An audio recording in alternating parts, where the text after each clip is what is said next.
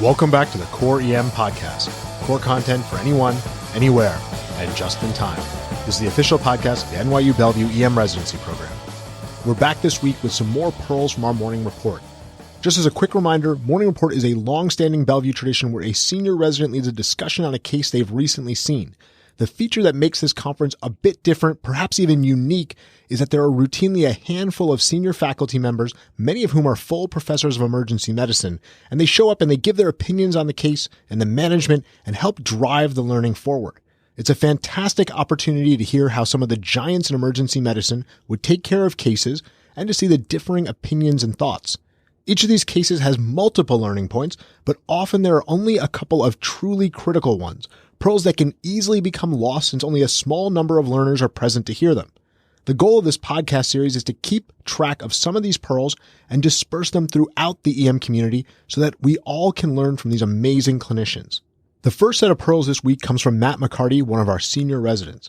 He presented a case of acute pulmonary edema, a topic we've covered in the past on the blog, and we'll drop some links in the show notes to our post, as well as one from the MCHCT podcast. Actually, it's podcast number 1 on this topic. Matt's first big pearl was to give high doses of IV nitro to patients with acute pulmonary edema. In APE, the sympathetic overdrive from the patient's endogenous catecholamines causes a huge increase to both preload and afterload. Both of these need to be dropped for the patient to get better. We know nitro drops preload even at low doses, but at high doses, somewhere around 150 mics per minute, afterload will drop as well. When the APE patient comes in with a pressure of 220 over 140, they're tachycardic, they're tachypnic, hit them hard with the nitro. A study out of Detroit by Phil Levy quoted doses of up to 2,000 micrograms over 3 minutes. I typically start a little more conservatively, 400 to 500 mics per minute as a loading dose, and then closely watch how the patient responds. As soon as I see the blood pressure start to drop, the respiratory rate start to come down, I drop that dose back to 200 to 250 mics per minute. Matt's second tip was to consider delayed sequence intubation in patients you can't pre-oxygenate adequately due to agitation. We often see this in patients with acute pulmonary edema because they feel like they're drowning, they're altered, and they don't tolerate the face mask, much less the BPAP. Often you can get them to tolerate non-invasive positive pressure ventilation by slowly weaning them onto it. We've got a great video on the site discussing this. However, in some cases, even this won't work. You really don't want to start your RSI with an O2 sat of 88% because you know they're going to drop like a rock once you paralyze them. Instead of doing that, you can give the patient a medication to take the edge off their combativeness and anxiety so they allow the mask to be put on in the first place. The tricky part is what agent to give because you want to give them something that's not going to drop their respiratory drive since you'd like to delay the administration of the paralytic.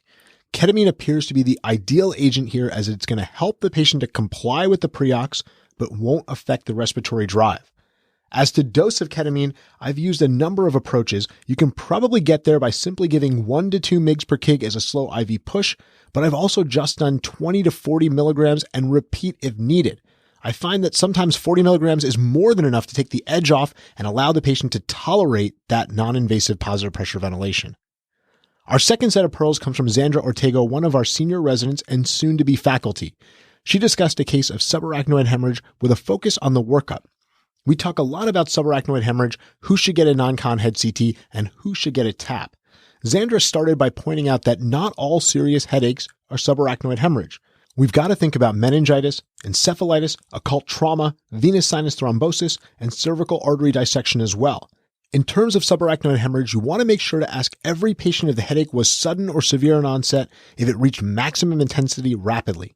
The presence of any of these red flags should make you strongly consider the diagnosis of subarachnoid hemorrhage and start the workup. A non-con head CT, if done within 6 hours of symptoms, is extremely sensitive in the diagnosis of SAH. The Perry Group in Ottawa has done some fantastic research on this topic. Their 2013 paper was discussed on the Skeptic's Guide to Emergency Medicine, and we'll drop a link to that in the show notes. In patients with a low to moderate risk of subarachnoid hemorrhage and a negative non-con head CT within 6 hours of symptom onset, you're probably done with working up the SAH because of how good CT is in this window. However, if you've got a very high suspicion for subarachnoid hemorrhage with a negative non-con head CT, or the patient presents outside that 6-hour window, you should consider moving forward with the LP to definitively rule out the diagnosis. Finally, Xandra reminds us that it's not just about the diagnostics, but also about treatment. Regardless of what you think the etiology of the headache is, remember to treat the patient's pain. There are a lot of cocktails out there for headaches, and we'll drop a link to an article by Ben Friedman on managing migraines, which I think gives a good medication progression for any headache. Lastly, let's hit some pearls from a morning report by one of our PGY3s and newly crowned chief resident, Brent Dibble. Brent presented a case of a patient who had ingested Drano. For our international listeners, Drano is a commercial product for cleaning your drains and is a highly alkali agent. The first thing Brent stressed was, regardless of stability, always be ready to control the airway. Airway edema can come on fast and furious, and you don't want to get caught unaware. Keep these patients in a resuscitation area, have your airway setup done, including multiple suction catheters, and have a second backup, and be prepared for a surgical airway as the injury may preclude orotracheal intubation.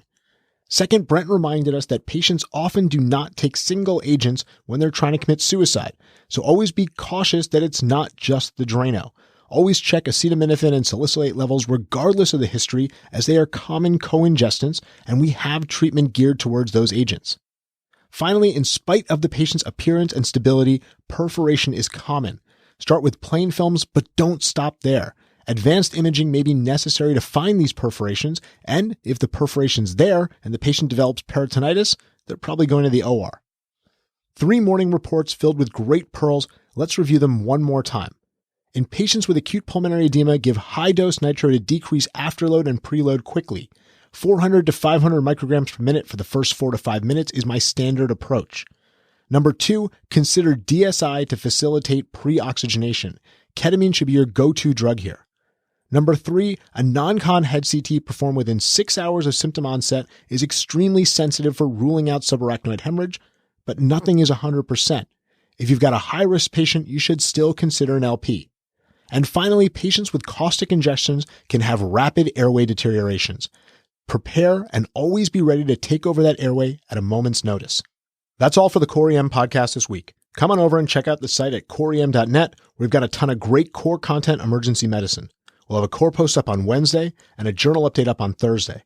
Don't forget to check out our Facebook page, follow us on Google+, and on Twitter where our handle is @core_EM. Thanks, and see you all next week.